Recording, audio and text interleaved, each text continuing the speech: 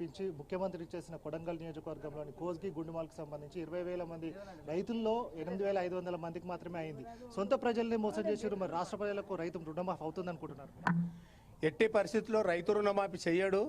Compulsory Congress పార్టీకి మా రైతన్నలందరూ కూడా బుద్ధి చెప్పే రోజులు దగ్గరలో ఉన్నాయి. ఈ యొక్క కేసీఆర్ గారు చేసినటువంటి పాలనలో ఎప్పుడు కూడా రైతులు ఎప్పుడు కూడా దీక్షలు చేసినా అది లేదు.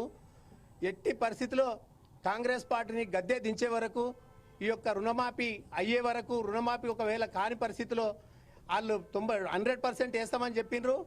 ఖచ్చితంగా డిసెంబర్ 9 తారీఖు అని చెప్పి ఆయన రేవంత్ రెడ్డి గారు ప్రకటన చేయడం జరిగింది. కానీ ఆ ప్రకటనలన్నీ కూడా గాలిలో దీపంలాగా అయినాయి.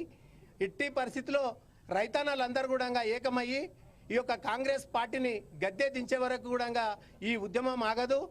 ఈ యొక్క పోరాటం ద్వారానే మన ఒకవేళ రేవంత్ రెడ్డి గారు అనుకుంటున్నారు మేము ఇన్నిసార్లు కూడా అబద్ధాలు చెప్పి బయటపడ్డాం, ఇప్పుడు మాత్రం 6 గ్యారంటీలు అని చెప్పిండు. 6 గ్యారంటీలలో ఏ ఒక్క గ్యారంటీ కూడా చేసింది లేదు.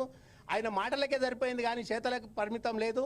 అందుకని ఈ యొక్క రైతాంగం అందరూ కూడా రోడ్ల మీదకి వచ్చి